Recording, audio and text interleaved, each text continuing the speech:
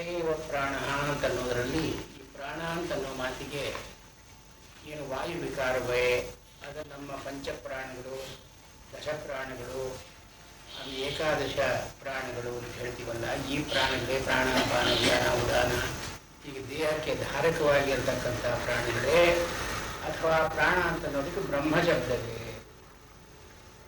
ಶಬ್ದ ಅರ್ಥವೇ ಅನ್ನೋದು ಅಲ್ಲಿ ಒಂದು ಸಂಶಯ.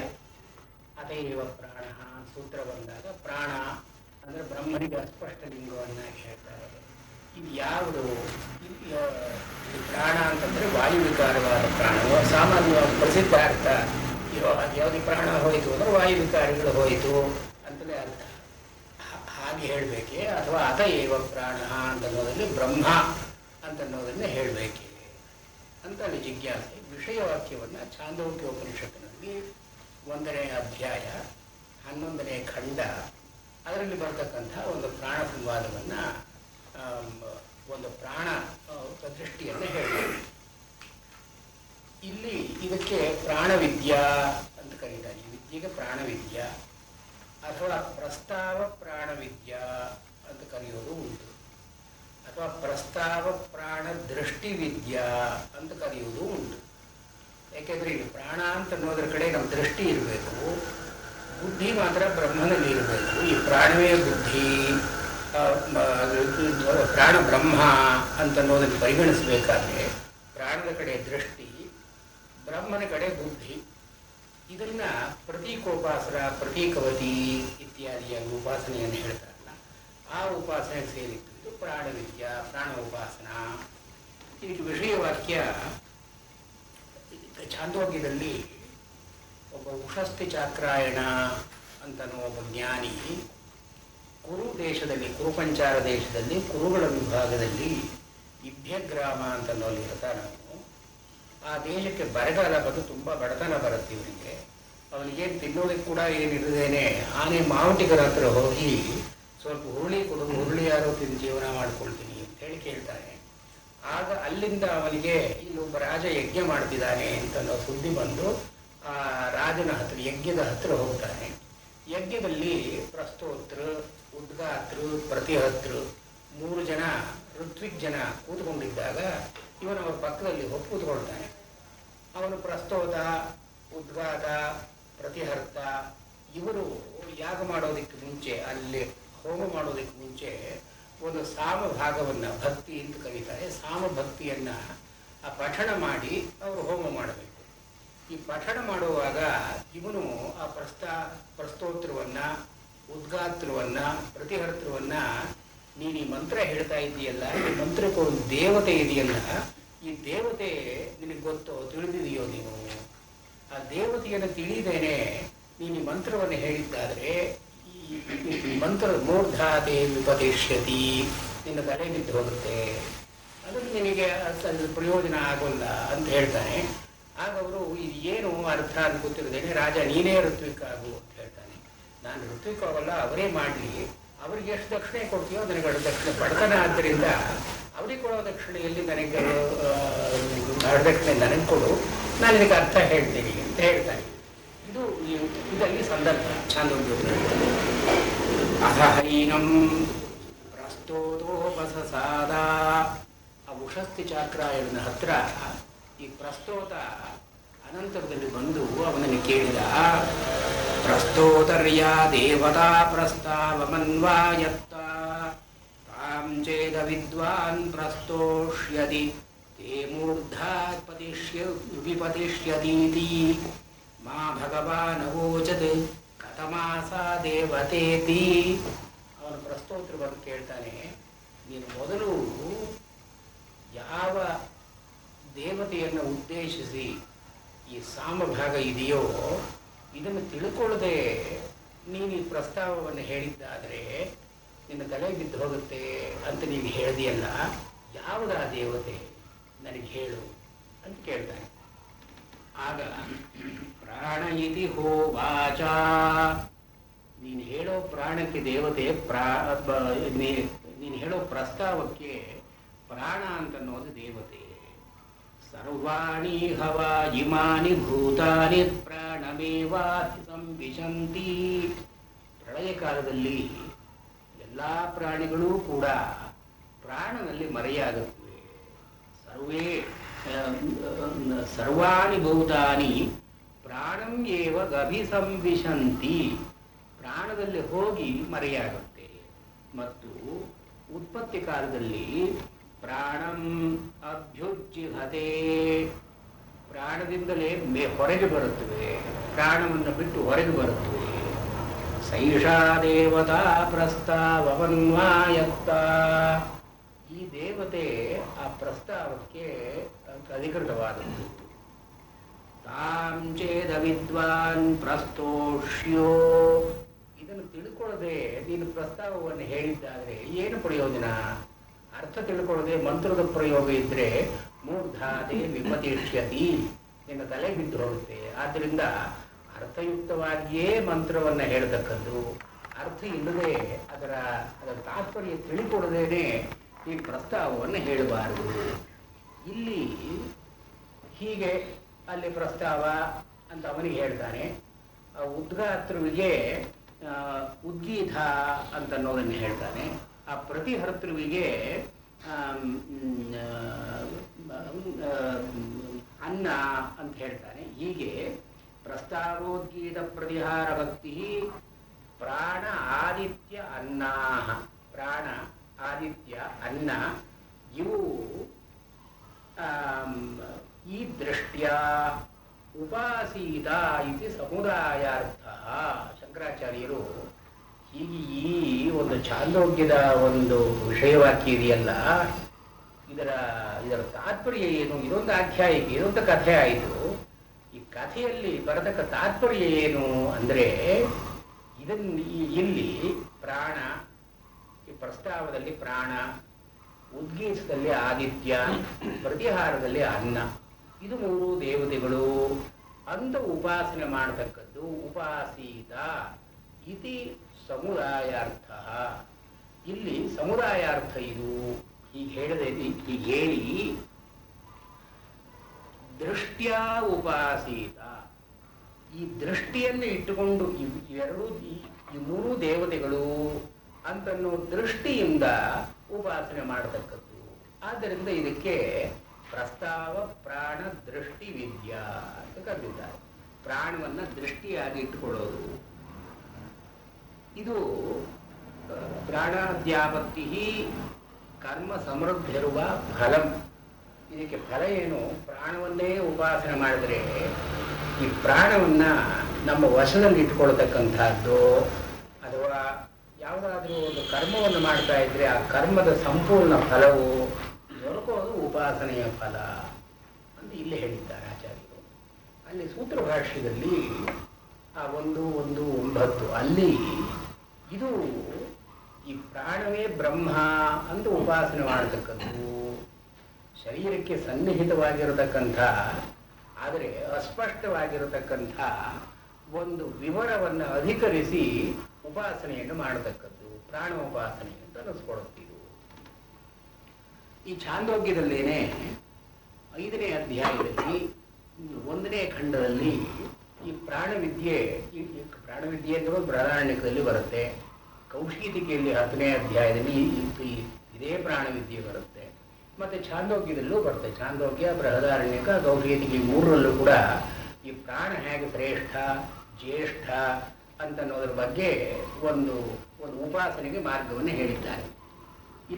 ಇಲ್ಲಿ ಬರೋದು ಛಾಂದೋಗ್ಯದಲ್ಲಿ ಯೋಗ ವೈ ಜ್ಯೇಷ್ಠಂಚ ಶ್ರೇಷ್ಠಂಚ ವೇದ ಜ್ಯೇಷ್ಠಶ್ಚ ವೈ ಶ್ರೇಷ್ಠಶ್ಚ ಭವತಿ ಪ್ರಾಣೋ ಭವ ವಾವ ಜ್ಯೇಷ್ಠಶ್ಚ ಶ್ರೇಷ್ಠಶ್ಚ.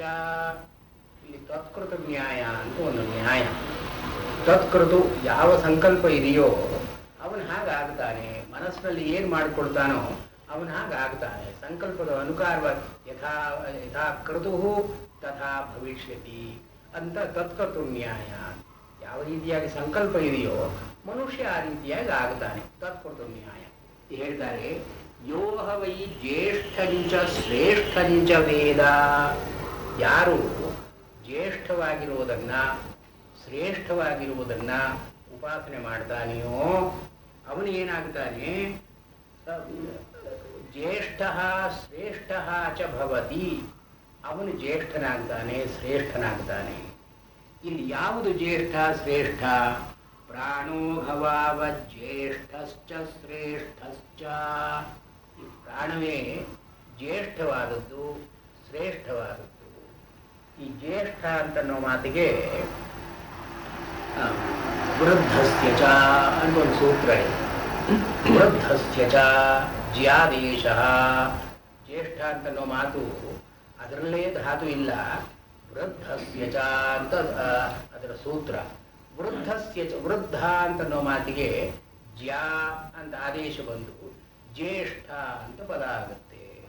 ಈ ಜ್ಯೇಷ್ಠ ಅಂತನ್ನೋ ಮಾತಿಗೆ ವೃದ್ಧ ಅಂದರೆ ಬೆಳವಣಿಗೆ, ಜ್ಯೇಷ್ಠ ಅಂದರೆ ಯಾರು ಬೆಳವಣಿಗೆಯಲ್ಲಿ ಮೊದಲನೆಯವನು.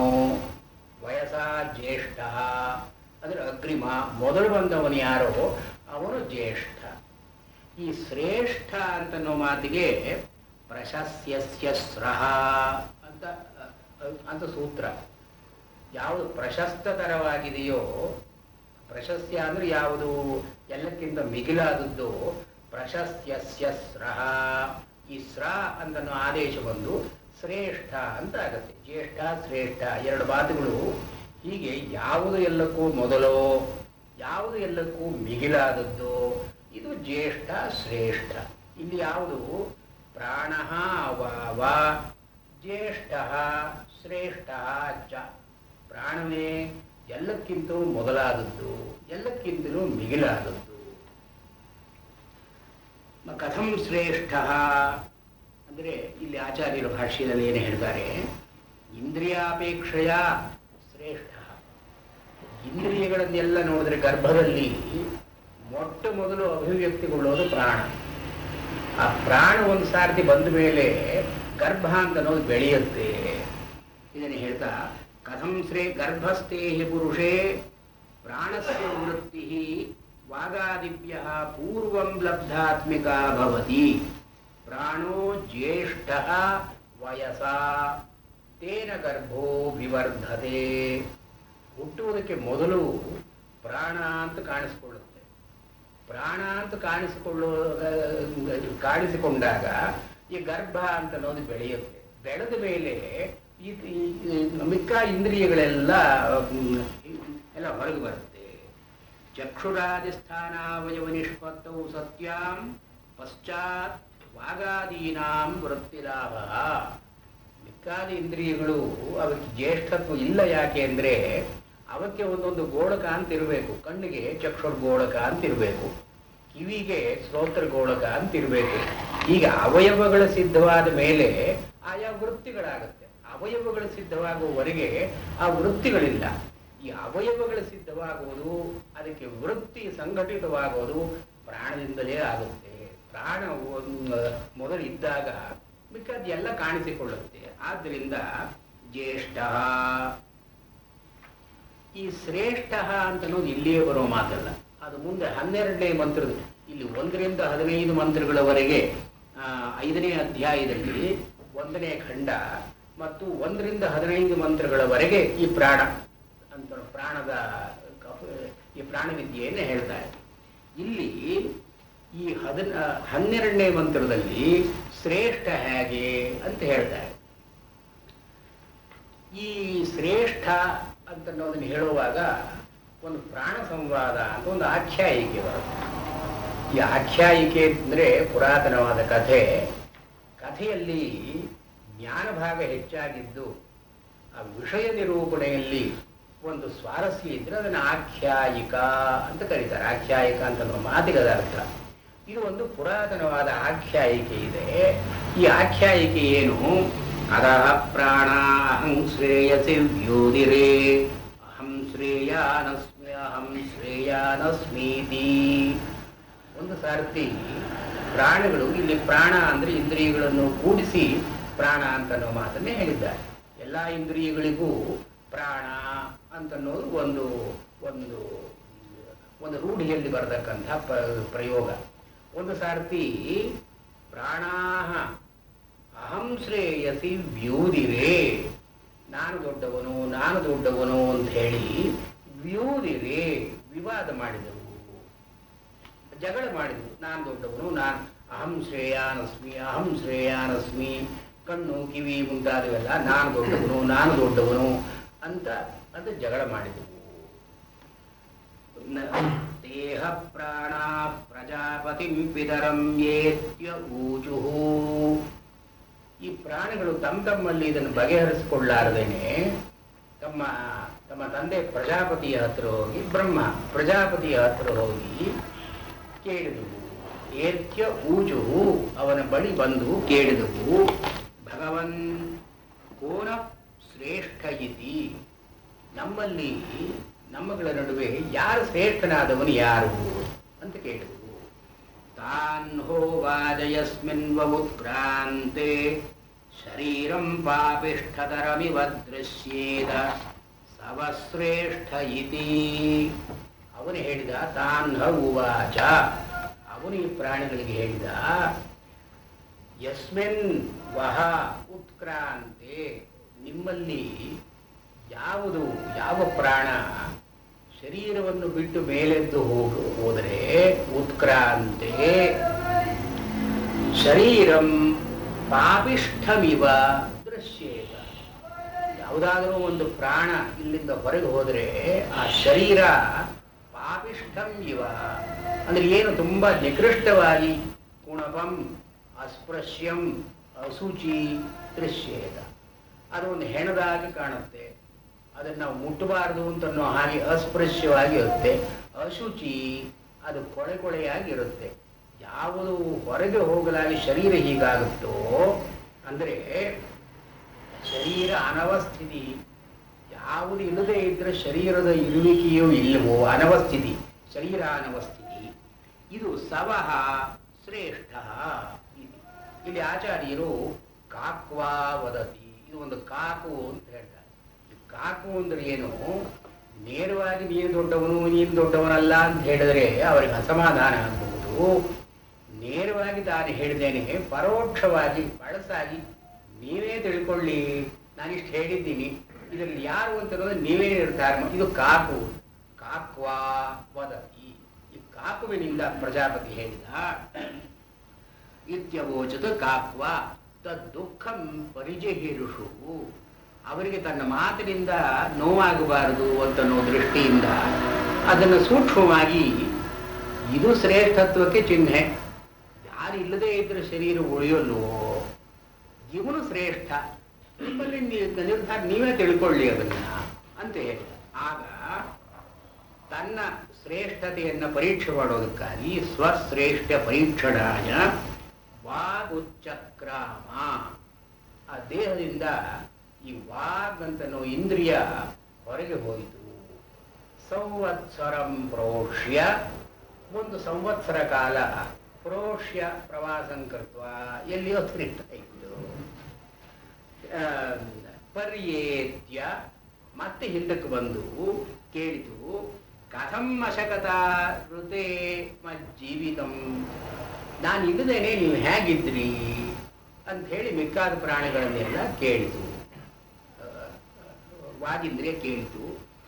ಆಗ ಹೇಳ್ತಾರೆ, ಪ್ರಾಣಂತಃ ಪ್ರಾಣೇನ ಶೃಣ್ವಂತಹ ಶ್ರೋತ್ರೇಣ ಧ್ಯಾಯಂತೋ ಮನಶೈವ ಯಥಾ ಕಲಾ ಅವದಂತಹ. ಮೂಕರಿರ್ತಾರೆ, ಕಲಾಹ ಅಂದರೆ ಮೂಕಾಹ, ಅವ್ಯಕ್ತ ವಾಚಃ, ಯಾರ ಮಾತು ಸ್ಫುಟವಾಗಿರೋಲ್ವೋ, ಮಾತನಾಡೋದು ಯಾರಿಗೆ ಸಾಧ್ಯವಿಲ್ವೋ ಅವರಿಗೆ ಕಲಾ. ಯಥಾ ಕಲಾ ಅವದಂತಹ, ವಾಯಿಂದ್ರಿಯ ಹೊರಟೋಯಿತು, ಮಾತನಾಡೋದು ಶಕ್ತಿ ಇಲ್ಲ ಇವರಿಗೆ, ಮೂಕನಾಗಿದ್ದಾನೆ. ಯಥಾ ಕಲಾ ಅವದಂತಹ. ಆದರೆ ಪ್ರಾಣೇನ ಪ್ರಾಣಂತಹ, ಪ್ರಾಣ ಇದೆಯಲ್ಲ ಅದರಿಂದ ಜೀವಿಸಿಕೊಂಡಿದ್ದೀವಿ, ಕಣ್ಣಿದೆಯಲ್ಲ ಕಣ್ಣಿಂದ ನೋಡ್ತಾ ಇದ್ದೀವಿ, ಕಿವಿ ಇದೆಯಲ್ಲ ಕಿವಿಯಿಂದ ಕೇಳ್ತಾ ಇದ್ದೀವಿ, ಬದುಕಿದ್ದೀವಿ. ಅದು ಪ್ರವಿವೇಶ. ತಿರುಗಿ ತನ್ನದೇನು ಶ್ರೇಷ್ಠ ಇಲ್ಲ ಅಂತ ಗೊತ್ತಾಯಿತು, ತಿರುಗಿ ಶರೀರದಲ್ಲಿ ಬಂತು. ಅನಂತರದಲ್ಲಿ ಹಾಗೆಯೇ ಚಕ್ಷುಹು ಉತ್ಕ್ರಾಮ, ಉಚ್ಚಕ್ರಾಮ, ಕಣ್ಣು ಹೊರಗೆ ಹೋಯಿತು. ಒಂದು ಸಂವತ್ಸರ ಕಾಲ ಇದ್ದು ಹೀಗೇನೆ ತಿರುಗಿ ಹಿಂದಕ್ಕೆ ಬಂದಾಗ, ನಾನಿಲ್ಲದೆ ಹೇಗೆ ಬದುಕಿದ್ರಿ ಅಂತ ಕೇಳಿದಾಗ, ಯಥಾ ಅಂಧಾಹ ಅಪಶ್ಯಂತಹ, ಕುರುಡ್ರು ಇರ್ತಾರೆ, ಅವರು ಕಾಣಿಸೋಲ್ಲ, ಅವನು ನೋಡ್ಲಾರರು. ಆದರೆ ವಾಚ ವದಂತಹ, ಮಾತಿನಿಂದ ಮಾತಾಡ್ತಾರೆ, ಶ್ರೋತ್ರೇಣ ಕಿವಿಯಿಂದ ಕೇಳ್ತಾರೆ, ಪ್ರಾಣೇನ ಜೀವಂತಹ, ಮನಸಾಧ್ಯ ಮನಸ್ಸಿರುತ್ತೆ, ಆಲೋಚನೆ ಮಾಡ್ತಾರೆ, ಬದುಕಿರ್ತಾರೆ.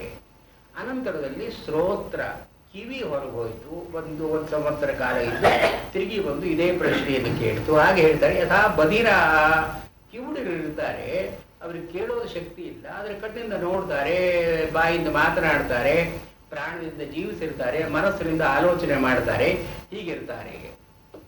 ಆಗ ಮನೋ ಉಚ್ಚಕ್ರಾಮ, ಮನಸ್ಸು ಹೊರಗೋಯ್ತು.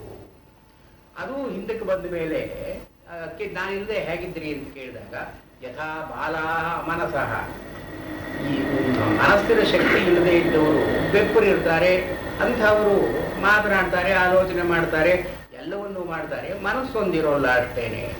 ಕಡೆಗೆ ಈ ಪ್ರಾಣ ಅತಃ ಪ್ರಾಣ ಉಚ್ಚಕ್ರಮಿಷನ್ ಸ ಯಥಾ ಸುಹಯ ಪಡ್ವೀಶಂಕೂನ್ ಸಂಖಿದೇವೇವ ಇತರಾನ್ ಪ್ರಾಣಾನ್ ಸಮಖಿದತ್. ಆಗ ಪ್ರಾಣ ಹೊರಗೆ ಹೋಗಲಿಲ್ಲ, ಹೊರಗೆ ಹೋಗೋದಕ್ಕೆ ಪ್ರಯತ್ನ ಪಡ್ತದೆ. ಪ್ರಾಣ ಉಚ್ಚಕ್ರಮಿಷನ್, ಹೊರಗೆ ಹೋಗೋದಕ್ಕೆ ಅದು ಪ್ರಯತ್ನ ಮಾಡಿದ ತಕ್ಷಣ ಯಥಾ ಸುಹಯ ಪಡ್ವೀಶ ಶಂಕೂನ್, ಒಂದು ದೊಡ್ಡ ಕುದುರೆ ಅದನ್ನು ಕಟ್ಟಿರ್ತಕ್ಕಂಥ ಒಂದು ಪಾದ ಬಂಧನ ಕೀಲಕ ಕಟ್ಟಿರ್ತಾರಲ್ಲ, ಒಂದು ಗೂಟವನ್ನ ಸಂಖಿದೇ ದೇವ, ಅದನ್ನು ಹ್ಯಾಕ್ ಕಿತ್ತುಕೊಂಡು ಮೇಲೆ ಬರುತ್ತೋ ಹಾಗೆ ಇತರಾನ್ ಪ್ರಾಣಾನ್, ಈ ಮಿಕ್ಕಾದ ಪ್ರಾಣಿಗಳಿದೆಯಲ್ಲ ಇದನ್ನು ಕಿತ್ತುಕೊಂಡು ಮೇಲೆ ಬಂತು, ಸಮಖಿರದು. ಆಗ ದಂಘಾಭಿ ಸಮೇತ್ಯ ಊಜು, ಮಿಕ್ಕಾದ ಪ್ರಾಣಿಗಳೆಲ್ಲ ಇದರ ಸುತ್ತಕೊಂಡು ಊಜು ಹೇಳಿತು, ಭಗವನ್ ಏಧಿ, ನೀನು ಪೂಜಾರ್ಹ, ನೀನು ನಮಗೆಲ್ಲ ಶ್ರೇಷ್ಠನಾದವನು. ತ್ವಂ ನ ಶ್ರೇಷ್ಠೋಸಿ, ನೀನು ನಮಗೆ ಶ್ರೇಷ್ಠ.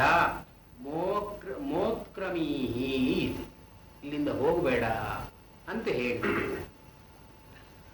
ಇಷ್ಟು ಹೇಳಿತು. ಆದ್ದರಿಂದ ಪ್ರಾಣದ ಶ್ರೈಷ್ಠ್ಯ ಅಂತ ಒಂದಿದೆ. ಈ ಶ್ರೇಷ್ಠ ಅಂತನ್ನೋ ಮಾತಿನಲ್ಲಿ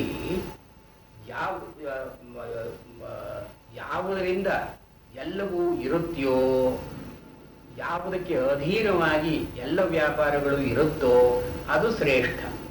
ಜ್ಯೇಷ್ಠ ಅಂತನ್ನೋ ಮಾತಿಗೆ ಯಾವುದು ಮೊದಲು ಇರುತ್ತೋ ಅಂತ, ಅಂದರೆ ವ್ಯಾಪಾರಾನಪೇಕ್ಷೆಯ ಇಂದ್ರಿಯಾಪೇಕ್ಷೆಯ ಜ್ಯೇಷ್ಠಂ. ಇಂದ್ರಿಯಗಳನ್ನ ಒಂದೊಂದಾಗಿ ಆಲೋಚನೆ ಮಾಡಿದರೆ ಈ ಪ್ರಾಣ ಅಂತನ್ನೋದು ಮೊದಲು ಬಂತು, ಆದ್ದರಿಂದ ಇದು ಜ್ಯೇಷ್ಠ. ಶ್ರೇಷ್ಠ ಅಂತಂದ್ರು ಅಂದರೆ ಜ್ಯೇಷ್ಠ ಶ್ರೇಷ್ಠ. ಇಂದ್ರಿಯ ವ್ಯಾಪಾರಾಣ ಸರ್ವಥಾ ಏತದಧೀನತ್ವಾದ್, ಉಳಿದ ಇಂದ್ರಿಯ ವ್ಯಾಪಾರಗಳೆಲ್ಲ ಇದಕ್ಕೆ ಎಲ್ಲ ರೀತಿಯಿಂದಲೂ ಇದಕ್ಕೆ ಅಧೀನವಾಗಿರೋದ್ರಿಂದ ಇದು ಶ್ರೇಷ್ಠ. ಪ್ರಾಣ ಇಲ್ಲದೆ ಇದ್ರೆ ಕಣ್ಣು ನೋಡ್ಲಾರ್ದು, ಕಿವಿ ಕೇಳಲಾರ್ದು, ಬಾಯಿ ಮಾತನಾಡಲಾರ್ದು, ಅಥವಾ ಮನಸ್ಸು ಆಲೋಚನೆ ಮಾಡಲಾರ್ದು, ಆದ್ರಿಂದ ಅದು ಶ್ರೇಷ್ಠ. ಇಲ್ಲಿ ಹೇಳ್ತಾರೆ, ಆಮೇಲೆ ಹೇಳ್ತಾರೆ ಅದಹೈನಂ ವಾಗುವಾಚ. ಆಗ ವಾಕ್ ಅಂತ ಹೇಳಿ ಅದು ಹೇಳಿತು, ಮುಖ್ಯ ಪ್ರಾಣಕ್ಕೆ ಸ್ವಸ್ವಗುಣಾನ್, ಈ ತಮ್ಮ ಗುಣಗಳನ್ನೆಲ್ಲ ಅರ್ಪಣೆ ಮಾಡಿದವು. ಈ ಉಳಿದ ಪ್ರಾಣಿಗಳು ಮುಖ್ಯ ಪ್ರಾಣಕ್ಕೆ ಸ್ವಸ್ವಗುಣಾನ್ ಅರ್ಪಿತವಂತಹ.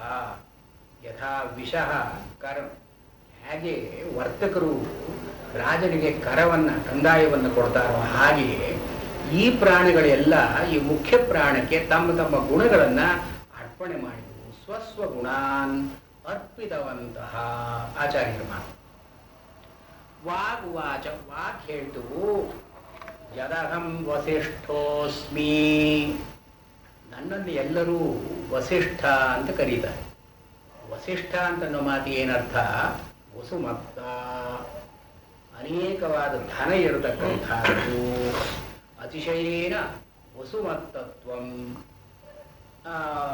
ವಸಿಷ್ಠ ಅಂತನ್ನೋ ಮಾತಿಗೆ ಹೆಚ್ಚಾಗಿ ಧನ ಇರತಕ್ಕಂಥದ್ದು ಅಂತನ್ನೋದು ವಾಗ್ ಹೇಳುತ್ತೆ. ನನ್ನನ್ನು ಎಲ್ಲರೂ ವಸಿಷ್ಠ ಅಂತ ಕರೀತಾರೆ. ಯಾಕೆ ಅಂದರೆ ವಾಗ್ಮಿ ವಾಚಾಳಿಯಾದವನು ಧನವನ್ನು ಸಂಪಾದನೆ ಮಾಡ್ತಾರೆ. ಅದು ನಾವು ನೋಡ್ತಾ ಇದ್ದೀವಲ್ಲ ಈಗ. ವಾಚಾಳಿಯಾದವರು ಯಾರಿಗೆ ಮಾತನಾಡೋದು ಬರುತ್ತೋ ಅವನು ಧನವನ್ನು ಸಂಪಾದನೆ ಮಾಡ್ತಾನೆ. ವಾಕ್ ಯದಹಂ ವಸಿಷ್ಠೋಸ್ಮಿ, ನಾನು ವಸಿಷ್ಠನಾಗಿದ್ರೆ ತ್ವಂ ತದ್ವಸಿಷ್ಠೋಸಿ, ಅದಕ್ಕೆ ಕಾರಣ ನೀನು. ಪ್ರಾಣವೇ ವಾಸ್ತವವಾಗಿ ವಸಿಷ್ಠವಾದದ್ದು. ಈ ವಸಿಷ್ಠತ್ವಕ್ಕೆ ಒಂದು ಛಾಯೆಯಾಗಿ ಆ ವಸಿಷ್ಠತ್ವ ತಸ್ಯ ಭಾಸ ಸರ್ವವಿಧಂ ವಿಭಾತಿ. ಆ ಪ್ರಾಣ ಅಂತ ಒಂದು ವಸಿಷ್ಠನಾಗಿ ಇರದೇ ಇದ್ರೆ ಈ ವಾಕ್ ಅಂತ ಅನ್ನೋದು ವಸಿಷ್ಠವಾಗಿ ಇರಲಾರದು, ವಸುಮತ್ತ ಇರಲಾರದು.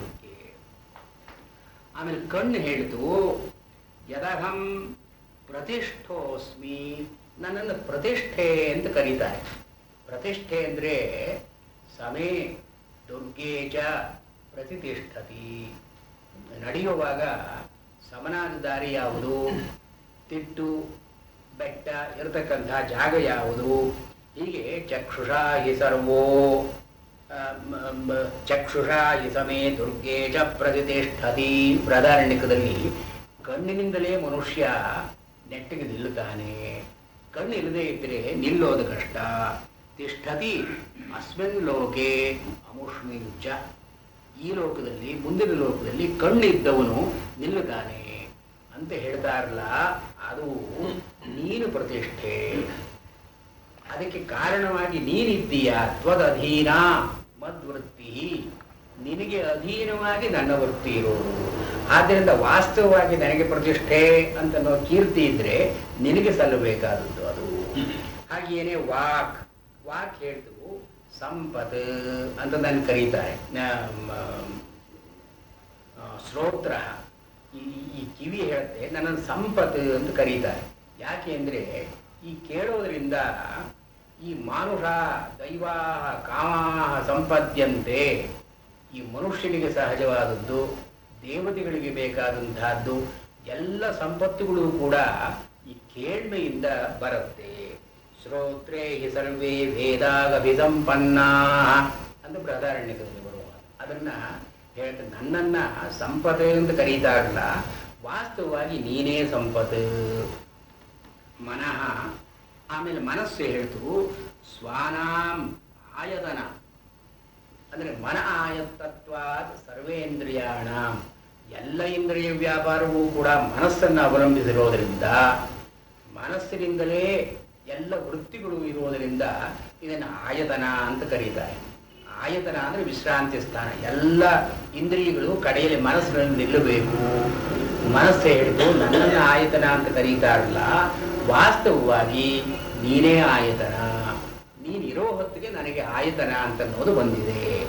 ಹೀಗೆ ಯದಧೀನ ಯಸ್ಯ ಸತ್ತ ತದ್ ತದಿತ್ಯೇವ ಭಣ್ಯತೆ, ಯಾವುದರಿಂದ ಇನ್ನೊಂದು ಕೆಲಸ ಮಾಡಬಲ್ಲದೋ ಅದನ್ನು ನಾವು ಶ್ರೇಷ್ಠ ಅಂತ ಕರೀತೀವಿ. ಹೀಗೆ ಎಲ್ಲ ಇಂದ್ರಿಯಗಳು ಕೂಡ ಈ ಪ್ರಾಣ ಒಂದು ಇರಲಾಗಿ ಪ್ರಾಣಕ್ಕೆ ಅಧೀನವಾಗಿ ತಮ್ಮ ವ್ಯಾಪಾರಗಳನ್ನು ಮಾಡುತ್ತೆ. ಆದ್ದರಿಂದ ಇದು ಶ್ರೇಷ್ಠ. ಈ ಪ್ರಾಣೋಪಾಸನೆಯಲ್ಲಿ ಹೀಗೆ ಮನುಷ್ಯನ ವ್ಯಾಪಾರದಲ್ಲಿ ಕಣ್ಣಿಗೆ ಕಾಣುವಂಥ ಕೆಲವು ವ್ಯಾಪಾರಗಳಿದ್ದರೂ ಕೂಡ ಈ ವ್ಯಾಪಾರದಲ್ಲಿ ಶ್ರೈಷ್ಠ್ಯ ಅಂತನ್ನೋದನ್ನು ಗಮನಿಸ್ತಕ್ಕದ್ದು, ಜ್ಯೇಷ್ಠತ್ವ ಅನ್ನೋದನ್ನು ಗಮನಿಸ್ತಕ್ಕದ್ದು, ಗಮನಿಸಿದ ಮೇಲೆ ಯಾವುದು ಯದಧೀನ ಯದ್ವೃತ್ತಿ, ಯಾವುದು ಅಧೀನವಾಗಿದೆಯೋ ಇದನ್ನು ಉಪಾಸನೆ ಮಾಡತಕ್ಕದ್ದು. ಇಲ್ಲಿ ಆಚಾರ್ಯರು ಅನೇಕ ರೀತಿಯಾಗಿ ಇದನ್ನು ವಿವರಿಸಿ ತೋರಿಸ್ತಾರೆ. ಒಂದು ಏನು ಹೇಳ್ತಾರೆ, ಇಂದ್ರಿಯಗಳು ಅನೇಕವಾಗಿವೆ, ಇಂದ್ರಿಯಗಳಿಗೆ ಸ್ಥಾನ ವೃತ್ತಿಗಳು ಬೇರೆ ಬೇರೆ ಇದೆ. ಚಕ್ಷು, ಕಣ್ಣು, ಕಣ್ಣಿಗೆ ಒಂದು ಗೋಳಕ ಅಂತಿದೆ. ಗೋಳಕ ಅಂದರೆ ಆರ್ಗನ್ ಅಂತಾರಲ್ಲ, ಅದನ್ನು ನಮ್ಮಲ್ಲಿ ಗೋಳಕ ಅಂತ ಕರೀತೀವಿ. ಇಂದ್ರಿಯ ಸ್ಥಾನ ಗೋಳಕ. ಗೋಳಕ ಅಂದರೆ ಫಿಸಿಕಲ್ ಆರ್ಗನ್, ಬೇರೆ ಪರ್ಟಿಕ್ಯುಲರ್ ಸೆನ್ಸೇಷನ್ ಟೇಕ್ಸ್ ಪ್ಲೇಸ್. ಒಂದು ಯಾವುದಾದ್ರು ಸೆನ್ಸ್ ಆರ್ಗನ್ ಅಂತ ಕಣ್ಣು ಇದೆ, ಕಣ್ಣಿಗೆ ಒಂದು ಗೋಳಕ ಅಂತಿದೆ, ಒಂದು ವಿಷುವಲ್ ಆಪ್ಟಿಕಲ್ ಅಪ್ಯಾರೇಟಸ್.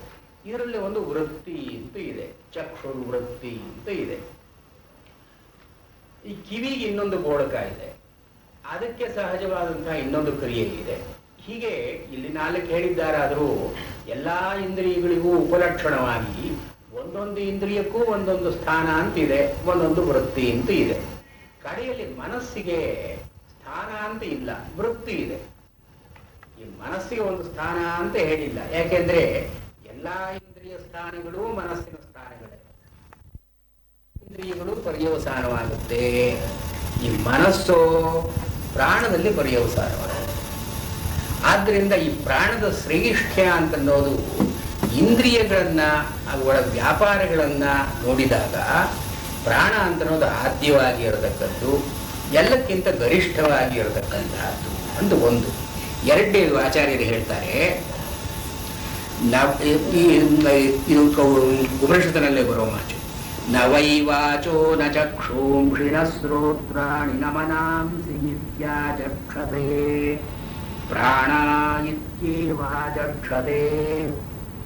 ಇಲ್ಲಿ ತಿಳಿದವರು ಏನು ಹೇಳ್ತಾರೆ, ಇದು ಕಣ್ಣು, ಇದು ಕಿವಿ, ಇದು ಮಾತು, ಇದು ಮನಸ್ಸು ಅಂತ ಹೇಳೋದು ನಾವು. ಪ್ರಾಣ ಇತ್ಯಾಚಕ್ಷತೆ, ಇವೆಲ್ಲ ಪ್ರಾಣಗಳು ಅಂತ ಹೇಳ್ತಾರೆ, ಇವೆಲ್ಲ ಪ್ರಾಣವೃತ್ತಿಗಳು ಅಂತ ಹೇಳ್ತಾರೆ. ಲೌಕಿಕರು, ಸಾಮಾನ್ಯ ಜನ ಇದನ್ನು ಬೇರೆ ಬೇರೆಯಾಗಿ ತಿಳ್ಕೊಂಡು ಕಣ್ಣಿನ ಕೆಲಸ ನೋಡೋದು, ಕಿವಿ ಕೆಲಸ ನೋಡೋದು, ಕೇಳೋದು ಇತ್ಯಾದಿಯಾಗಿ ವಿಂಗಡಿಸಿ ಹೇಳ್ತಾರೆ. ಆದ್ರೆ ತಿಳಿದವರಾದರೂ ಇವೆಲ್ಲಕ್ಕೂ ಕೂಡ ಒಂದೇ ಪ್ರಾಣದ ಅನೇಕ ಪ್ರಕಾರಗಳು, ಇದಕ್ಕೆ ಬೇರೆ ಬೇರೆಯಾದಂತಹ ಒಂದು ಸತ್ತ ಇಲ್ಲ. ದೇಹ ನಾನಾಸ್ತಿ ಕಿಂಚನ, ಇದರಲ್ಲಿ ಬೇರೆ ಪ್ರಾಣ ಅಂತ ಅನ್ನೋದು ಒಂದೇ ಇರತಕ್ಕದ್ದು. ಒಂದು ಪ್ರಾಣಕ್ಕೆ ಇವೆಲ್ಲ ಅಭಿವ್ಯಕ್ತಿ ರೂಪಗಳು, ಆದ್ದರಿಂದ ಇದನ್ನ ಪ್ರಾಣ. ನ ವೈ ವಾಚೋ ನ ಚಕ್ಷೂಂಷಿ ನ ಶ್ರೋತ್ರಾಣಿ ನ ಮನಾಂಸಿ ಇತ್ಯಾಚಕ್ಷತೆ ಪ್ರಾಣಾಃ ಇತ್ಯೇವಾಚಕ್ಷತೆ ಪ್ರಾಣೋಸ್ಯೇವ ಇದಾನಿ ಸರ್ವಾಣಿ ಭವಂತಿ ಪ್ರಾಣಾಧೀನತ್ವಾತ್ ಇತರೇಷಾಂ. ಈ ಪ್ರಾಣವೇ ಇವೆಲ್ಲವೂ ಆಗುತ್ತೆ. ಇಲ್ಲಿ ಆಚಾರ್ಯರು ಇದನ್ನು ತೋರಿಸುವಾಗ ಏನು ಹೇಳ್ತಾರೆ, ಹಾಗೆ ಉಪನಿಷತ್ತುಗಳಲ್ಲಿ ಒಬ್ಬ ಇದ್ದ, ಸೋಕಾಮಯತ ಬಹುಸ್ಯಾಂ ಪ್ರಜಾಯೇಯ ಅಂತ ಹೇಳಿದ ಮೇಲೆ ಇದಂ ಸರ್ವಂ ಅಭವತ್, ಇದೆಲ್ಲವೂ ಆದ ಅನುಪ್ರವೇಶ ಸ್ಮೃತಿ ಬೇರೆ ಇದೆಯಲ್ಲ, ತತ್ ಸೃಷ್ಟ ತದೇವ ಅನುಪ್ರಾವಿಶತ್. ಹಾಗೆ ಈ ಪ್ರಾಣ ಒಂದೇ ಇದ್ದದ್ದು ಅನೇಕ ಇಂದ್ರಿಯಗಳಾಗಿ ಒಂದೊಂದು ಇಂದ್ರಿಯದ ಒಳಗೂ ಹೋಗಿ ತನ್ನನ್ನು ತಾನು ಅಭಿವ್ಯಕ್ತಿ ಪಡಿಸ್ಕೊಳ್ತಾ ಇದೆ. ಅದರಿಂದ ಪ್ರಾಣಯೇವ ಸರ್ವಾಣಿ ಭವತ್, ಈ ಪ್ರಾಣವೇ ಎಲ್ಲವೂ ಆಯಿತು. ಇಲ್ಲಿ ಈ ಪ್ರಾಣ ಅಂತನ್ನೋದು ವಾಯುವಿಕಾರ, ಗರ್ಭದಲ್ಲಿ ಇರತಕ್ಕಂತಹ ಪ್ರಾಣ ಜೀವಕ್ಕಿಂತ ವಿಭಿನ್ನವಾದದ್ದು. ಈ ಪ್ರಾಣವನ್ನು ಬ್ರಹ್ಮ ಅಂತ ವಾಸ್ತವವಾಗಿ ಹೇಳೋದಲ್ಲ, ಆದರೆ ಈ ಪ್ರಾಣದ ಈ ಸ್ವರೂಪವನ್ನು ನೋಡಿ ಬ್ರಹ್ಮದ ಸ್ವರೂಪ ಇದು. ಬ್ರಹ್ಮರನ್ನ ನಾವು ನೇರವಾಗಿ ಉಪಾಸನೆ ಮಾಡೋದಕ್ಕಾಗದೇ ಇದ್ದಾಗ ಪ್ರಾಣವನ್ನ ಬ್ರಹ್ಮ ದೃಷ್ಟಿಯಿಂದ ಉಪಾಸನೆ ಮಾಡಿದರೆ, ಬ್ರಹ್ಮೋಪಾಸನೆ ಮಾಡಿದ ಅಂತನ್ನೋದು ಬ್ರಹ್ಮಣ ಪ್ರತೀಕ ಇವ, ಬ್ರಹ್ಮಣ ಪ್ರತೀಕ ಇದ್ದಾಗೆ. ಅದು ನಾವು ಉಸಿರಾಡೋ ಪ್ರಾಣವೇ ಬ್ರಹ್ಮ ಅಂತಲ್ಲ, ಇದರ ಪ್ರತೀಕ. ಯಥಾ ಶಾಲಗ್ರಾಮೇ ವಿಷ್ಣು ಇವ, ಶಾಲಿಗ್ರಾಮದಲ್ಲಿ ವಿಷ್ಣು ಅಂತ ನಾವು ಪೂಜೆ ಮಾಡ್ತೀವಲ್ಲ, ಹಾಗೆ ಪ್ರಾಣವನ್ನು ಬ್ರಹ್ಮ ಅಂತ ಉಪಾಸನೆ ಮಾಡತಕ್ಕದ್ದು. ಈ ಆಚಾರ್ಯರು ಈ ಅಧ್ಯಾಯದ ಕೊನೆಯಲ್ಲಿ ಏನು ಹೇಳ್ತಾರೆ,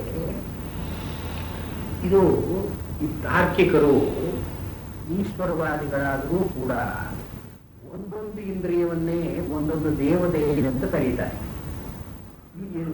ಅದಕ್ಕೆ ಆಚಾರ್ಯರು ಹೇಳ್ತಾರೆ, ನಚ ಅಸ್ಮಾಭಿಃ ಅಗ್ನ್ಯಾದ್ಯಾಃ ಚೇತನಾವತ್ಯೋಪಿ ದೇವತಾ ಅಧ್ಯಾತ್ಮಂ ಭೋಕ್ತೃ ಅಭ್ಯುಪಗಮ್ಯಂತೆ. ನಾವು ಅಂದರೆ ವೇದಾಂತಿಗಳು, ನಚ ಅಸ್ಮಾಭಿಃ ಅಗ್ನ್ಯಾದ್ಯಾಃ ಚೇತನಾವಂತೋಪಿ, ಅಗ್ನಿ ಮುಂತಾದ ಭೂತಗಳಿವೆ, ದೇಹದಲ್ಲಿ ಪಂಚಭೂತಗಳಿದೆ, ಪಂಚೀಕರಣ ಆಗಿರತಕ್ಕಂಥದ್ದಿದೆ, ಮತ್ತು ಆಯಾ ಭೂತಗಳಿಗೆ ಅಭಿಮಾನಿ ದೇವತೆಗಳಿದ್ದಾರೆ. ಕಣ್ಣು, ಕಣ್ಣಿಗೆ ಅಗ್ನಿ, ಹೀಗೆ ಅಭಿಮಾನಿ ದೇವತೆಗಳು ಇದ್ದಾರೆ. ಈ ಅಭಿಮಾನಿ ದೇವತೆಗಳೆಲ್ಲ ಚೇತನಾವತ್, ಅಂದ್ರೆ ಅದು ಜಡ ಅಂತ ನಾವು ಹೇಳ್ತಾ ಇಲ್ಲ. ಅವರು ತಾರ್ಕಿಕರು, ಮೀಮಾಂಸಕರು ದೇಹದಲ್ಲಿರ್ತಕ್ಕಂತಹ ಇಂದ್ರಿಯಗಳೆಲ್ಲ ಜಡ, ಜೀವ ಒಂದೇ ಚೇತನ ಅಂತ ಹೇಳ್ತಾರೆ. ನಾವು ಹಾಗೆ ಹೇಳ್ತಾ ಇಲ್ಲ. ಸರ್ವಂ ಕಲ್ವಿದಂ ಬ್ರಹ್ಮ ಅಂತ ಅನ್ನೋ ದೃಷ್ಟಿ ನಮಗಿರೋದ್ರಿಂದ ಜಗತ್ತಿನಲ್ಲಿ ಜಡ ಅಂತ ಅನ್ನೋದು ಇಲ್ಲವೇ ಇಲ್ಲ. ಎಲ್ಲವೂ ಚೇತನಾವತಿ, ಬ್ರಹ್ಮಸ್ವರೂಪವೇ ಎಲ್ಲವೂ ಕೂಡ. ನಚ ಅಸ್ಮಾಭಿ ಅಗ್ನಿಯಾದ್ಯಾಹ ಚೇತನಾವತ್ಯೋಪಿ ದೇವತಾಃ, ಎಲ್ಲ ದೇವತೆಗಳೇ, ಅಗ್ನಿ, ವಾಯು ಇತ್ಯಾದಿಯಾಗಿ ಎಲ್ಲ ನಮ್ಮ ಇಂದ್ರಿಯಗಳಿಗೆ ಅಭಿಮಾನಿ ದೇವತೆಗಳಾಗಿದ್ದಾರೆ. ದೇವತಾ ಅಧ್ಯಾತ್ಮಂ ಭೋಕ್ತ್ರ್ಯ ಅಭ್ಯುಪಗಮ್ಯಂತೆ, ಇದಕ್ಕೆ ಸ್ವತಂತ್ರವಾದ ಭೋಕ್ತೃತ್ವ ಇದೆ ಅಂತ ನಾವು ಹೇಳೋಲ್ಲ. ಈಗ ತಾರ್ಕಿಕರು ಹೇಳ್ತಾರೆ ಅದನ್ನ. ತಾರ್ಕಿಕರು ಒಂದೊಂದು ಕಣ್ಣು, ಒಂದೊಂದು ಇಂದ್ರಿಯ ಇದೆ. ಇಂದ್ರಿಯಗಳಿಗೆ ತಮ್ಮದೇ ಒಂದು ಪ್ರವರ್ತನೆ ಇದೆ. ಕಣ್ಣು ನೋಡುತ್ತೆ, ಕಿವಿ ಕೇಳುತ್ತೆ. ಕಣ್ಣು ನೋಡುವುದನ್ನ ತಾನೇ ತನ್ನಷ್ಟಿಗೆ ತಾನೇ ಅದನ್ನು ಅನುಭವಿಸುತ್ತೆ. ಕಿವಿ ತನ್ನಷ್ಟಿಗೆ ತಾನೇ ಅನುಭವಿಸುತ್ತೆ. ಇದು ಭೋಕ್ತ್ರ್ಯ. ಇದು ಭೋಕ್ತೃ ಅಂದ್ರೆ ಭೋಕ್ತೃ ಅಂತಂದ್ರೆ ಏನು? ಸ್ವತಂತ್ರವಾದ ಪ್ರವೃತ್ತಿ ಯಾರಿಗಿದೆಯೋ ಅವರು ಭೋಕ್ತೃ. ಭೋಗ ಕರ್ತೃತ್ವ ಇದ್ದಾಗ ಭೋಕ್ತೃತ್ವ, ಕರ್ತೃತ್ವ ಇಲ್ಲದೆ ಇದ್ರೆ ಭೋಕ್ತೃತ್ವ ಅಂತ ಅನ್ನೋ ಪ್ರಶ್ನೆ ಇಲ್ಲ. ಆದ್ರಿಂದ ಇವೇ ಕರ್ತೃಗಳು, ಇವೇ ಭೋಕ್ತೃಗಳು. ಇವುಗಳಿಂದ ಒಂದು ಸ್ವಾತಂತ್ರ್ಯ ಇದೆ. ಕರ್ತೃತ್ವ, ಭೋಕ್ತೃತ್ವ ಎರಡೂ ಇದೆ. ನಾವು ಹೀಗೆ ಹೇಳ್ತಾ ಇಲ್ಲ.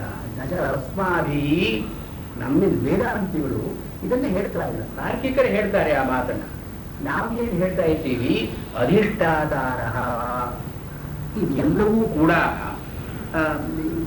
ಅಧಿಷ್ಠಾತ್ರಿಗಳು. ಈ ಒಂದು ಯಾವುದೋ ಒಂದು ಶಕ್ತಿ ಇದೆಯಲ್ಲ, ಇದಕ್ಕೆ ಇದು ನೆಲೆಗಳಿವೆಲ್ಲ. They are positions where this one will function, will operate. ಹೀಗೆ ಹೇಳ್ತಾ ಇದ್ದೀವಿ. ಕಿಂತರ್ಹಿ, ಮತ್ತೆ ಏನ್ ಹೇಳ್ತೀವಿ ಅಂದ್ರೆ, ಕಾರ್ಯಕಾರಣವತೀನಾಂ ತಾಸಾಂ ಪ್ರಾಣಿಕ ದೇವತಾ ಭೇದಾನಾಂ ಅಧ್ಯಾತ್ಮಗಧಿಭೂತ ಅಧಿದೈವ ಭೇದ ಕೋಟಿ ವಿಕಲ್ಪಾನಾಂ ಅಧ್ಯಕ್ಷತಾ ಮಾತ್ರೇಣ ನಿಯಂತ ಈಶ್ವರ ಅಭ್ಯುಪಗಮ್ಯತೆ. ನಾವು ಇಷ್ಟಕ್ಕೆ ನಿಲ್ಲಿಸೋಲ್ಲ.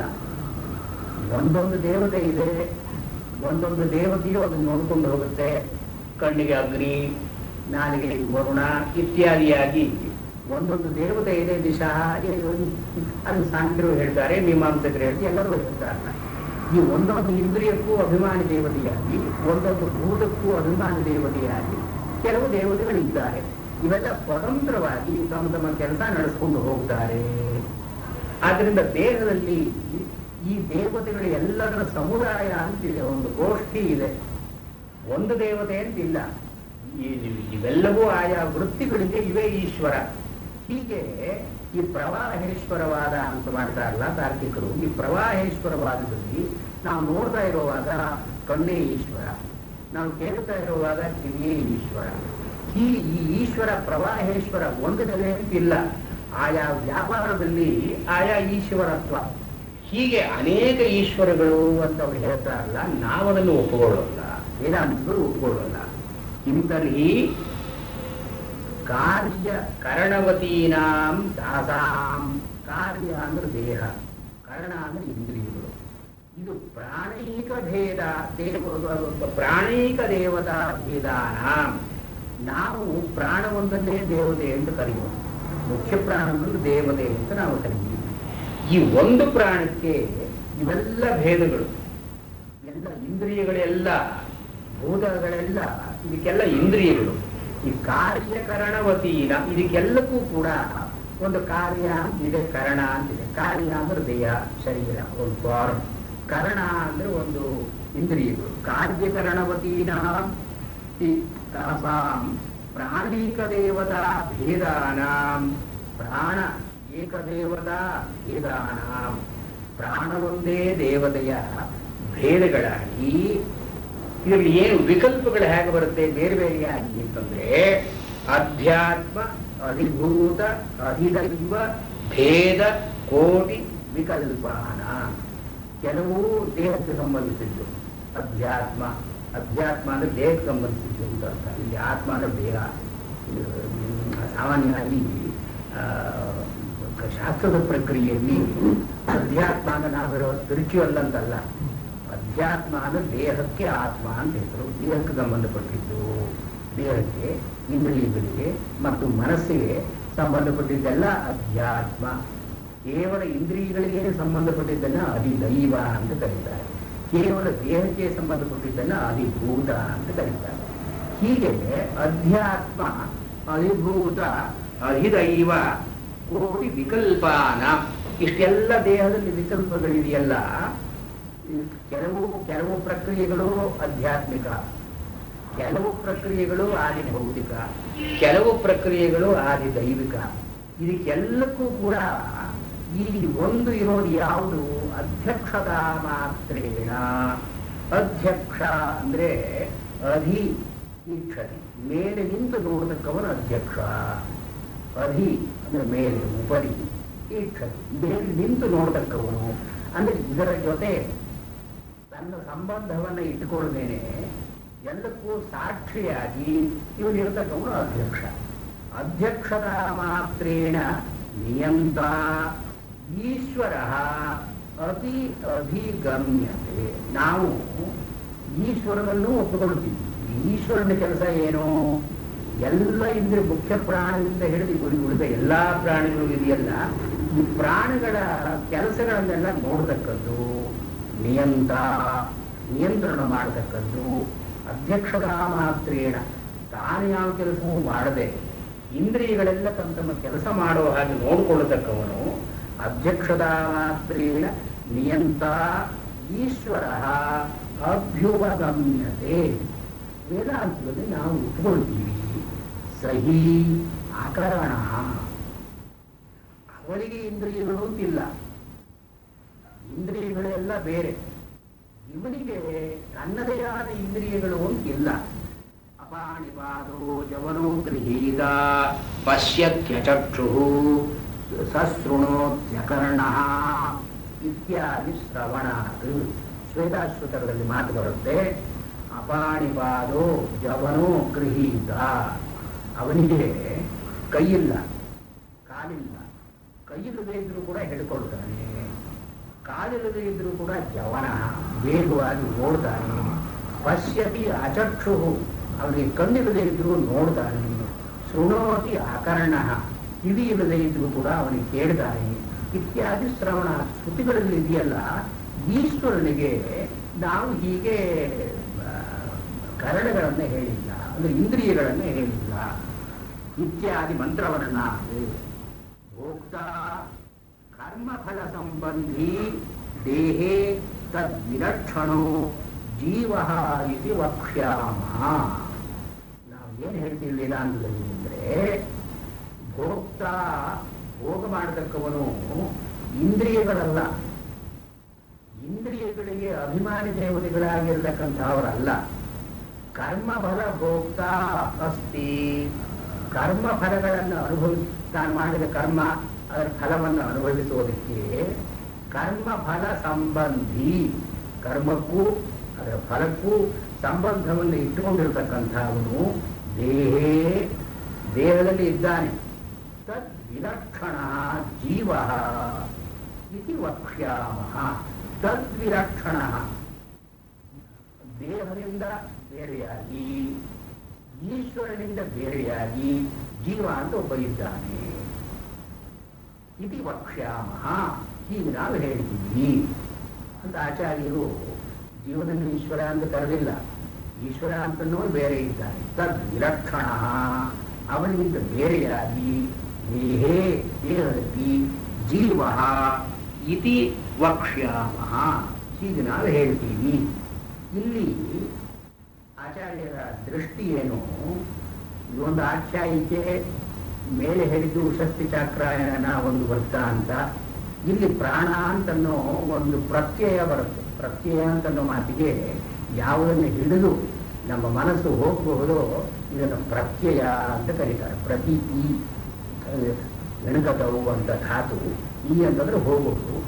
ಪ್ರತ್ಯಯ ಯಾವುದನ್ನು ಕುರಿತು ನಮ್ಮ ಮನಸ್ಸು ಹೋಗುತ್ತೋ ಇದನ್ನು ಪ್ರತ್ಯಯ ಅಂತ ಕರೀತಾರೆ. ಇದನ್ನೇ ಪ್ರತೀಕ ಅಂತ ಕರೀತಾರೆ. ಯಾವುದನ್ನು ಕುರಿತು ನಮ್ಮ ಮನಸ್ಸು ಹೋಗಬಾರದು ಅಂದ್ರೆ ಏನು, ಎ ಪ್ರಾಪರ್ ಅವರ್ ಐಡಿಯೇಷನ್. ನಾವು ಆಲೋಚನೆ ಮಾಡೋದಕ್ಕೆ ಯಾವುದಾದ್ರೂ ಒಂದು ಗೂಢ ಸಪೋರ್ಟ್ ಇದ್ದ ಹಾಗೆ ಇದನ್ನು ಪ್ರತ್ಯಯ ಅಥವಾ ಪ್ರತೀಕ ಅಂತ ಕರೀತಾರೆ. ಈ ಉಪನಿಷತ್ತುಗಳಲ್ಲಿ ಇಂತಹ ಪ್ರಸಂಗಗಳು ಬಂದಾಗ ಈ ಪ್ರಸಂಗಗಳ ಉದ್ದೇಶ ಏನು? ಪ್ರಾಣದ ವಿಷಯ ಹೇಳಿದ್ರು. ಈ ಪ್ರಾಣದ ವಿಷಯ ಹೇಳಿದ್ರು, ಪ್ರಾಣ ಸಂವಾದ ಇಂದ್ರಿಯಗಳ ವಿಷಯ ಹೇಳಿದ್ರು. ಇಂದ್ರಿಯಗಳ ಫಿಸಿಯಾಲಜಿ ಸೈಕಾಲಜಿ ಹೇಳೋದು ಉದ್ದೇಶ ಅಲ್ಲ. ಪ್ರಾಣ ಸಂವಾದ ಅಂತ ಹೇಳಿದಾಗ ಇಂದ್ರಿಯಗಳ ಫಿಸಿಯಾಲಜಿ ಏನು ಅಂತ ಹೇಳ್ತಕ್ಕದ್ದು ಉಪನಿಷತ್ತಿನ ಉದ್ದೇಶ ಅಲ್ಲ.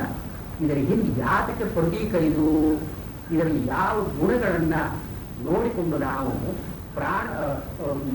ಬ್ರಹ್ಮದಲ್ಲಿ ಇದನ್ನ ಆರೋಪಣೆ ಮಾಡಬಹುದು, ಇದನ್ನು ಗುಣೋಪಸಂಹಾರ ಅಂತ ಕರೀತಾರೆ. ಗುಣೋಪಸಂಹಾರ, ಈ ಪ್ರಾಣದಲ್ಲಿ ಇರತಕ್ಕಂತಹ ಒಂದು ಗುಣವನ್ನ ನಾವು ಸ್ವೀಕಾರ ಮಾಡಿ ಆ ಕೃತ್ಯ ಅದನ್ನು ಸ್ವೀಕಾರ ಮಾಡಿ ಬ್ರಹ್ಮನಲ್ಲಿ ಬುದ್ಧಿಯನ್ನು ಇಡತಕ್ಕಂಥ. ಈ ಪ್ರಾಣ ಅಂತ ಅನ್ನೋದು ವಾಸ್ತವವಾಗಿ ಬ್ರಹ್ಮ ಅಲ್ಲದೇ ಇದ್ರೂ ಕೂಡ ಈ ಪ್ರಾಣದಲ್ಲಿರೋ ಒಂದು ಗುಣ ಬ್ರಹ್ಮನ ಗುಣಕ್ಕೆ ಸಮೀಕರಣವಾಗಿ ಪ್ರಾಣವನ್ನು ಕುರಿತು ನಾವು ಚಿಂತನೆ ಮಾಡುವಾಗ ಬ್ರಹ್ಮ ಚಿಂತನೆ ಅಂತ ಆಗುತ್ತೆ. ಇಲ್ಲಿ ದೃಷ್ಟಿರನ್ಯತ್ರ, ದೃಷ್ಟಿರೇಕತ್ರ, ಬುದ್ಧಿರನ್ಯತ್ರ. ಪ್ರತೀಕವತಿ ಉಪಾಸನ ಅಂತ ಹೇಳೋದು ಏನು, ನಮ್ಮ ದೃಷ್ಟಿ ಒಂದು ಕಡೆ ಇರಬೇಕು, ಅಲ್ಲಿ ಬುದ್ಧಿ ಇನ್ನೊಂದು ಕಡೆ ಕೆಲಸ ಮಾಡ್ತಿರ್ಬೇಕು. ಪ್ರಾಣ ಅಂತ ಅನ್ನೋದನ್ನ ನಾವು ಆಲೋಚನೆ ಮಾಡಿದರೂ ಕೂಡ ಈ ಪ್ರಾಣದಲ್ಲಿ ಬ್ರಹ್ಮ ದೃಷ್ಟಿಯನ್ನ ಇಟ್ಕೊಳ್ಳ. ಆದ್ದರಿಂದ ಪ್ರಸ್ತಾವ ಪ್ರಾಣ ದೃಷ್ಟಿ ವಿದ್ಯಾ ಅಂತ ಕರೀತಾರೆ. ಇದು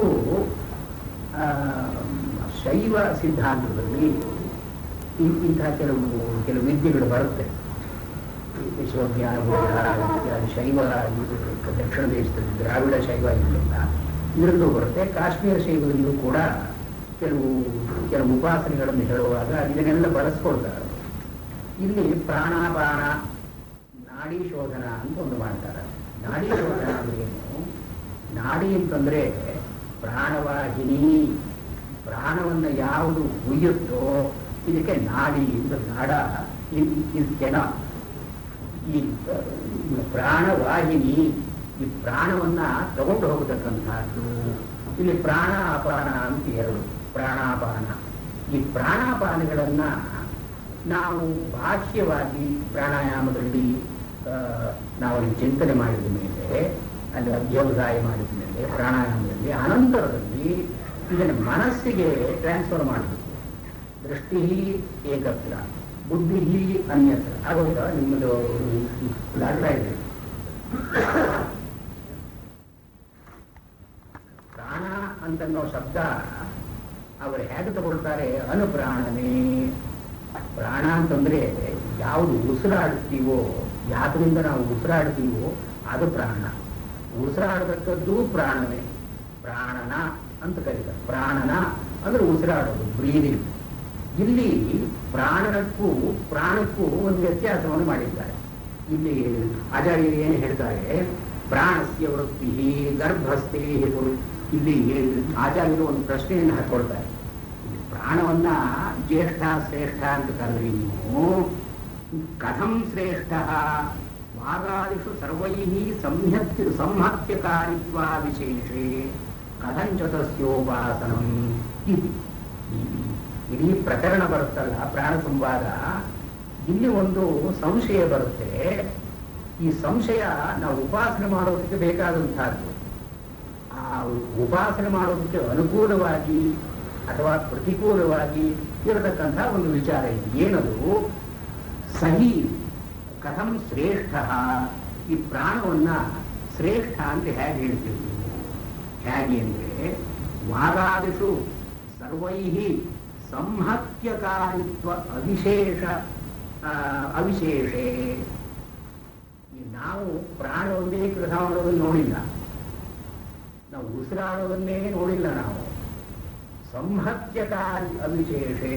ಈ ಪ್ರಾಣ ಕಣ್ಣಿನಲ್ಲಿ ನೋಡ್ತಾ ಕಿವಿಯಿಂದ ಕೇಳ್ದ, ಮೂಗಿನಿಂದ ವಾಸನೆ ನೋಡು, ಹೀಗೆ ಸಂಹತ್ಯಕಾರಿ ಎಲ್ಲ ಇಂದ್ರಿಯಗಳ ಕೆಲಸ ಮಾಡ್ತಿರುವಾಗ ನಾವು ಪ್ರಾಣ ಅಂತನ್ನೋದನ್ನ ಅನುಮೇಯವಾಗಿ ನಾವು ಮಾಡಿಕೊಳ್ತೀವಿ. ಅನುಮಾನದಿಂದ ಪ್ರಾಣವನ್ನು ಸ್ವೀಕಾರ ಮಾಡ್ತೀವಿ. ಆದ್ರಿಂದ ನಮಗೆ ಈ ಪ್ರಾಣ ಅಂತನ್ನೋದು ನಮ್ಮ ಮನಸ್ಸಿಗೆ ದೃಗ್ಗೋಚರವಾಗಲ್ಲ. ಪ್ರಾಣ ಅಂತ ಇದೆ, ಉಸಿರಾಡೋದನ್ನು ನಾವು ನೋಡ್ತೀವಿ, ನಾವು ಗಮನಿಸಬಹುದು. ಮೂಗು ಮುಚ್ಚಿಕೊಂಡ್ರೆ ಉಸಿರಾಡಬೇಕು ಅಂತ ಅನಿಸುತ್ತೆ. ಆ ಪ್ರಾಣದ ವ್ಯಾಪಾರ ಇದೆ. ಆಚಾರ್ಯರು ಹೇಳ್ತಾರೆ, ಪ್ರಾಣಸ್ಯ ವೃತ್ತಿ ವಾದಾದಿತ್ಯ. ಈ ಪ್ರಾಣಸ್ಯ ವೃತ್ತಿ, ಪ್ರಾಣಕ್ಕೆ ಒಂದು ವೃತ್ತಿ ಅಂತ ಇದೆ. ಏನು ವೃತ್ತಿ? ಅದು ಪ್ರಾಣನ ವೃತ್ತಿ. ಆ ಪ್ರಾಣನ ವೃತ್ತಿ ಆಧಾರವಾಗಿರತಕ್ಕಂಥದ್ದು ಅಂದ್ರೆ ಉಸಿರಾಡೋದು. ಈ ಪ್ರಾಣನ ಅಂತನ್ನೋದು ಬೇರೆ, ಪ್ರಾಣ ಅಂತನ್ನೋದು ಬೇರೆ.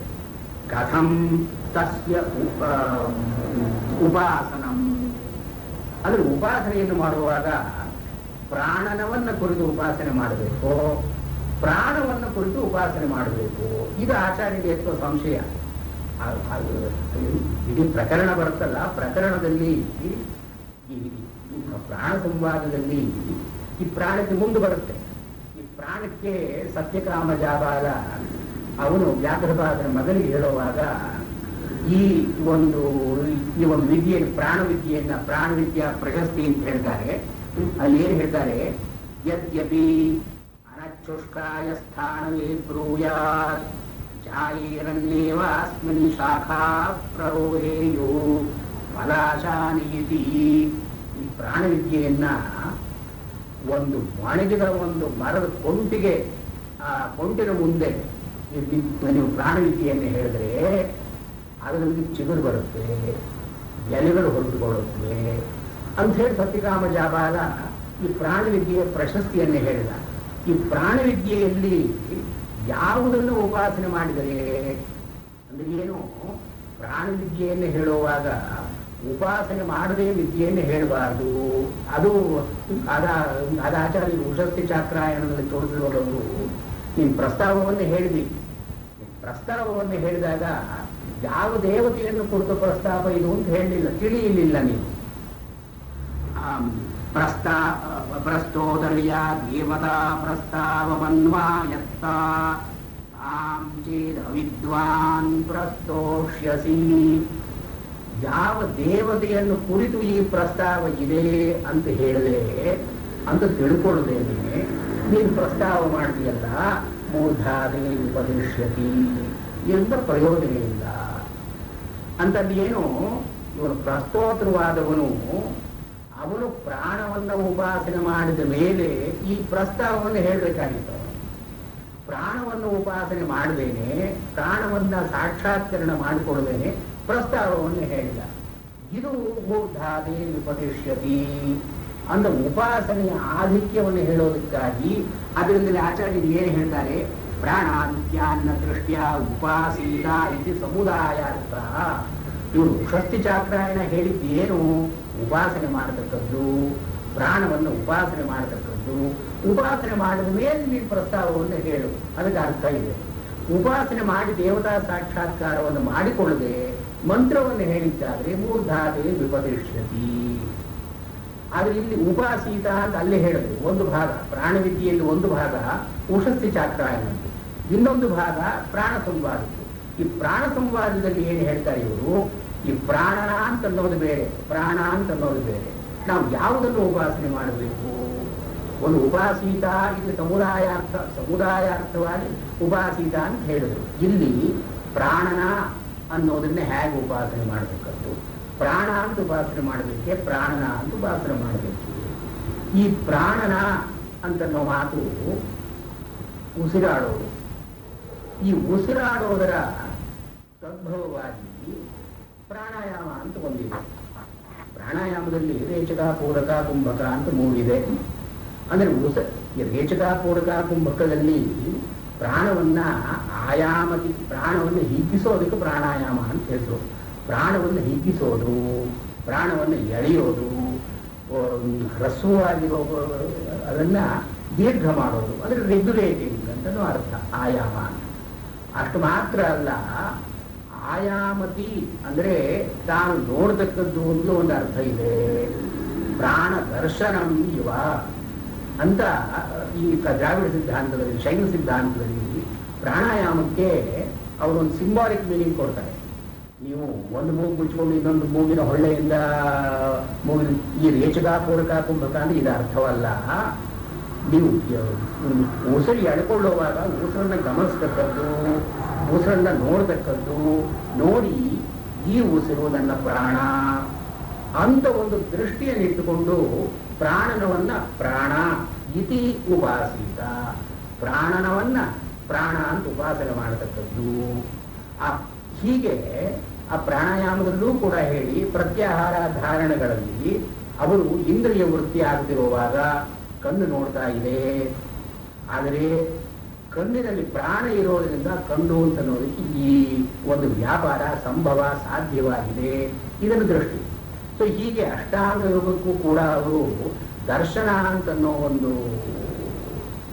ಒಂದು ಒಂದು ದೃಷ್ಟಿಯನ್ನು ಕೊಡ್ತಾರೆ. ಒಂದೊಂದರಲ್ಲಿಯೂ ಕೂಡ a conscious deliberation on the immanence of prana in everything. ಪ್ರಾಣ ಅಂತ ಒಂದಿದೆ, ಪ್ರಾಣ ಇರೋದರಿಂದ ಒಂದು ವ್ಯಾಪಾರ ನಡೀತಾ ಇದೆ. ಇದು ಮನದಟ್ಟಾಗತಕ್ಕದ್ದು ಅಷ್ಟಾಂಗ ಯೋಗದಲ್ಲಿ ಮುಖ್ಯ ಅಂತ ಹೇಳ್ತಾರೆ. ಇಲ್ಲಿ ಆಚಾರ್ಯರು ಅದನ್ನ ಏಕೆಂದ್ರೆ ಯೋಗವನ್ನು ಇಲ್ಲಿ ಹೇಳಿಲ್ಲ, ಯಾಕೆಂದ್ರೆ ವೇದಾಂತದಲ್ಲಿ ಯೋಗ ಅಂತ ಅಭ್ಯುಕ್ತ ಅದನ್ನ ಇದೇನೋ ಯೋಗ ಪ್ರತ್ಯುಕ್ತ ಅಂತೇಳಿ ಯೋಗವನ್ನು ನಿರಾಕರಣೆ ಮಾಡಿರೋದ್ರಿಂದ ಯೋಗವನ್ನು ವೇದಾಂತಿಗಳು ಒಪ್ಕೊಂಡಿಲ್ಲ. ಎಲ್ಲೋ ಒಂದು ಯೋಗ ವೇದಾಂತ ಇನ್ಸ್ಟಿಟ್ಯೂಟ್ ಅಂತ ಒಂದು ಶುರು ಮಾಡಿದ್ದಾರೆ. ಇದಕ್ಕೆ ಅರ್ಥ ಇಲ್ಲ, ಯೋಗಕ್ಕೂ ವೇದಾಂತಕ್ಕೂ ಸಂಬಂಧ ಇಲ್ಲ. ಅದು ಇಲ್ಲಿ ಆಚಾರ್ಯರು ಏನು ಹೇಳ್ತಾರೆ, ಪ್ರಾಣನ ಅಂತಿದೆಯಲ್ಲ, ಪ್ರಾಣನದಲ್ಲಿ ಪ್ರಾಣವನ್ನು ನೋಡು, ಪ್ರಾಣನದಲ್ಲಿ ಪ್ರಾಣ ದೃಷ್ಟಿ. ಪ್ರಾಣನ ಅಂತ ಅನ್ನೋ ದೃಷ್ಟಿಯಲ್ಲಿ ಪ್ರಾಣ ಅಂತ ಅನ್ನೋ ಕಡೆ ಬುದ್ಧಿ, ಅದು ಮೊದಲನೇ ಪ್ರತೀಕ. ಉಪಾಸನೆಯಲ್ಲಿ ಮೊದಲನೇ ಪ್ರತೀಕ. ಒಂದೊಂದು ಇಂದ್ರಿಯ ವ್ಯಾಪಾರದಲ್ಲಿಯೂ ಕೂಡ ಪ್ರಾಣವನ್ನು ನೋಡು. ಪ್ರಾಣ ಅಂತನ್ನೋದನ್ನ ಪ್ರಾಣನಕ್ಕಿಂತ ಬೇರೆಯಾಗಿ ಮಾಡಿ ಇಲ್ಲಿ ಪ್ರಾಣನದಲ್ಲಿ ದೃಷ್ಟಿ, ಪ್ರಾಣನದಲ್ಲಿ ಬುದ್ಧಿ, ಅನಂತರದಲ್ಲಿ ಪ್ರಾಣದಲ್ಲಿ ದೃಷ್ಟಿ, ಬ್ರಹ್ಮನಲ್ಲಿ ಬುದ್ಧಿ. ಇದು ಹೀಗೆ ಗಮಕ ಅಂತ ಹೇಳಿ ಇವರು ಏನೇ ಹೇಳ್ತಾರೆ, ಅಧ್ಯಕ್ಷತಾ ಮಾತ್ರೇಣ ನಿಯಂತ ಈಶ್ವರ ಅಪಿ ಅಭ್ಯುಪಗಮ್ಯತೆ. ಇದನ್ನ ಈ ಒಂದು ಪ್ರಾಣ ಸಂವಾದದ ಭಾಗವನ್ನು ಮುಗಿಸುವಾಗ ಆಚಾರ್ಯರು ಹೇಳೋದು ತುಂಬಾ ಸ್ವಾರಸ್ಯವಾಗಿ ಹೇಳ್ತಾರೆ. ಹೀಗೆ ಒಂದೊಂದರಲ್ಲಿಯೂ ಕೂಡ ಪ್ರಾಣೈಕ ದೇವತಾ ಭೇದಾನಾಂ, ಒಂದೇ ಪ್ರಾಣ ಹಲವಾರು ಇಂದ್ರಿಯಗಳಾಗಿ ಮಾರ್ಪಟ್ಟಿದೆ. ಮಾರ್ಪಟ್ಟಿದ ಮೇಲೆ ಅದಕ್ಕೆ ಅಧ್ಯಾತ್ಮ, ಅಧಿಭೂತ, ಅಧಿದೈವ ಅಂತನೋ ಪ್ರಸಕ್ತಿಗಳು ಬಂದಿದೆ. ಹೇಗೆ ಒಂದೇ ಆತ್ಮನ ಆಕಾಶ ಸಂಬಭೂವ, ಆಕಾಶಾದ್ವಾಯೋ ವಾಯೋರದು, ಇದರಿಂದಾಗಿ ಸರ್ವಂ ಎಲ್ಲವೂ ಆಯಿತು. ಹಾಗೆ ಶರೀರದಲ್ಲಿರತಕ್ಕ ಎಲ್ಲವೂ ಪ್ರಾಣದಿಂದ ಆಗಿರತಕ್ಕಂಥದ್ದು. ಪ್ರಾಣೈಕ ದೇವತಾ ಭೇದಾನಾಂ ಅಧ್ಯಾತ್ಮ ಗದಿಭೂತ ಅಧಿದೈವ ಭೇದ ಕೋಟಿ ವಿಕಲ್ಪಾನ. ಇದನ್ನು ನಾವು ಉಪಾಸನೆ ಮಾಡಿದ ಮೇಲೆ, ಉಪಾಸನೆ ಮಾಡುವಾಗ ಇದಕ್ಕೆಲ್ಲಕ್ಕೂ ಕೂಡ ನಿಯಂತ್ರವಾಗಿ ಈಶ್ವರ ಅಭ್ಯುಪಗಮ್ಯತೆ. ಆ ಈಶ್ವರೋಪಾಸನೆಯೇ ಪ್ರಾಣೋಪಾಸನೆ ಅಂದರೆ ವಾಸ್ತವವಾಗಿ ಈಶ್ವರೋಪಾಸನೆಯೇ. ಆದರೆ ಅಧ್ಯಕ್ಷತಾ ಮಾತ್ರೇಣ ಅಕರಣ, ಇಂದ್ರಿಯಗಳನ್ನು ದೃಷ್ಟಿಯಲ್ಲಿ ಇಟ್ಟುಕೊಂಡು ಇಂದ್ರಿಯಗಳು ಇಲ್ಲದೇ ಇರತಕ್ಕವನು ಸಹಿ ಆಕರಣ.